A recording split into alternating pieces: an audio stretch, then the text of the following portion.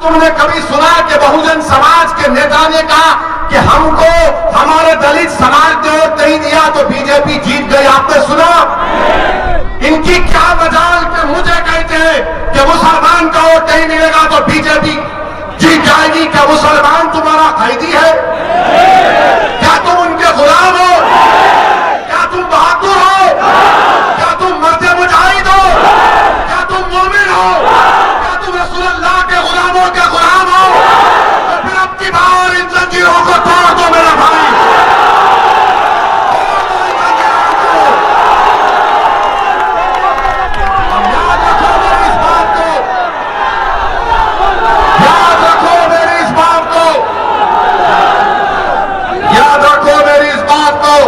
BJP मुसलमानों के vote से नहीं जीत रही है।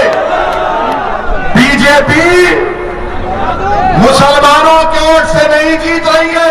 बचपन में बच्चों को सुनाया जाता था, हमने किताबों में पढ़ा कि सो जाओ बेटा वरना शेर आएगा, शेर आएगा। और हम तक बच्चे डरते थे, अम्मा अपने पलों में लपटाती कि बेटा सो जा, सो जा। अब उल्टा हो चुका है, माए कह रही कि बेटा आराम से सो जा, मजलिस आ गई, मजलिस आ गई। ये फर्क, ये तब्दीली हम ला चुके हैं। इसीलिए इनको लग रहा है कि अब वो जो मुसलमानों का वोट, जो उनका कैदी था, जो उनका वोट बैंक था, जिनका रिजर्व बैंक था, उनको नजर आ रहा है कि असदुद्दीन ओवैसी की पार्टी उस वोट बैंक को वोट बैंक नहीं बल्कि ताकत के तौर पर मुसलमानों के हक के लिए इस्तेमाल करता है। हर वक्त कहेंगे नहीं असदुद्दीन ओवैसी आया है तो वोट काट देगा मुसलमानों के, कहते हैं ना, कहते हैं ना कि ओवैसी लड़ेगा तो वोट काट देगा। अब मेरा सवाल, इसका जवाब आपको देना पड़ेगा। अखिलेश यादव को आपने झोली भर भर के वोट दिया, दिया ना? इसी विधानसभा से दिया ना? तो सूर्या कैसे जीता?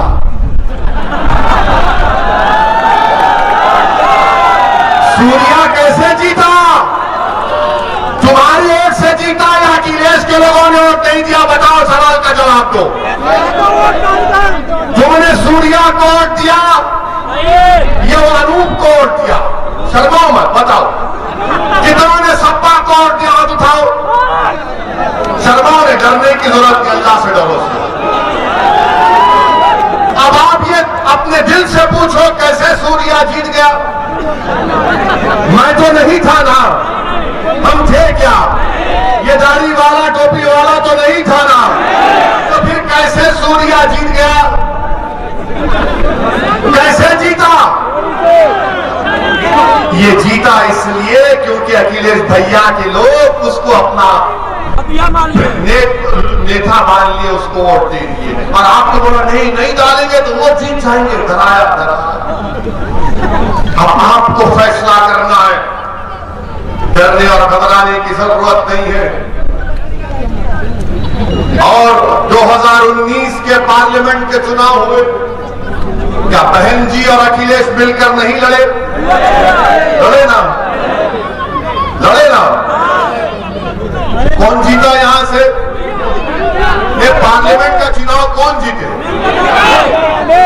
पार्लियामेंट का चुनाव कौन जीता? बीजेपी के जीते ना। आपने वोट दिया बीजेपी को, या आपने वोट बीजेपी को? देंगे बीजेपी को। फिर जीता कैसा बीजेपी? कैसा जीता बीजेपी? कौन वोट दिया बीजेपी को?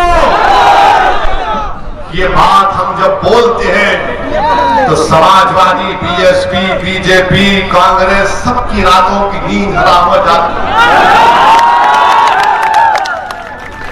क्या हमने 2019 के लोकसभा चुनाव में एक कैंडिडेट खड़ा किया? मजलिस ने खड़ा किया, फिर कैसा जीत गया? कौन जीते? बीजेपी जीत गई। सबसे ज्यादा पार्लियामेंट की सीट पर बीजेपी जीत गई।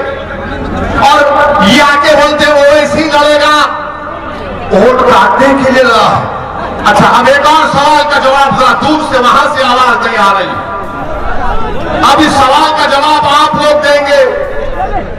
क्या तुमने कभी सुना कि हमारे हिंदू भाइयों ने अगर बीजेपी को वोट दिया तो क्या अखिलेश ने कहा कि हिंदू वोट डिवाइड होगा इसलिए मैं हार गया? तुमने सुना कभी?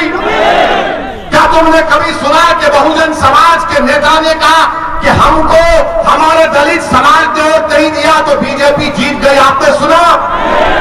इनकी क्या मजाल कि मुझे कहते हैं कि मुसलमान का वोट नहीं मिलेगा तो बीजेपी जीत जाएगी। क्या मुसलमान तुम्हारा कैदी है? क्या तुम उनके गुलाम हो? क्या तुम बहादुर हो? क्या तुम मर्द मुजाहिद हो? क्या तुम मोमिन हो? क्या तुम रसूलुल्लाह के गुलामों के गुलाम हो? तो फिर अब की बार इन जंजीरों को तोड़ दो मेरा भाई।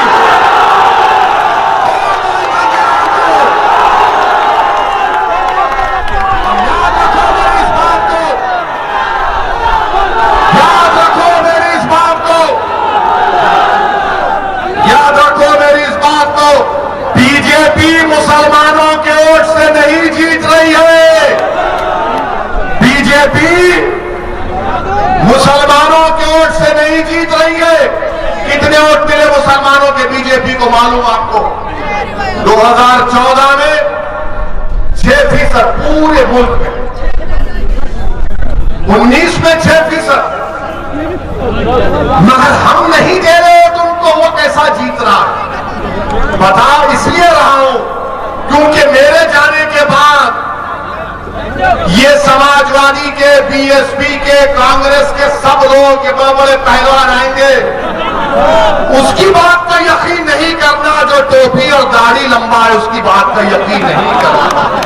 तो आपकी जिम्मेदारी है कि उनसे सवाल करना, ये सवाल करना। बोलो,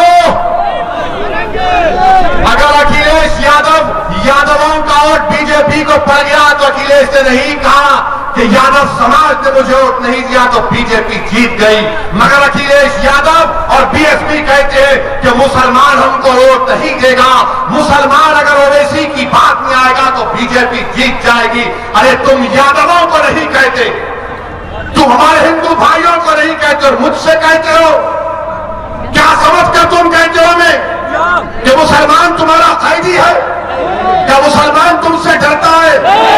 क्या हमारी जिंदगी, हमारी रिस्क तुमसे है? अरे हमारा रिस्क तो अल्लाह देने वाला है।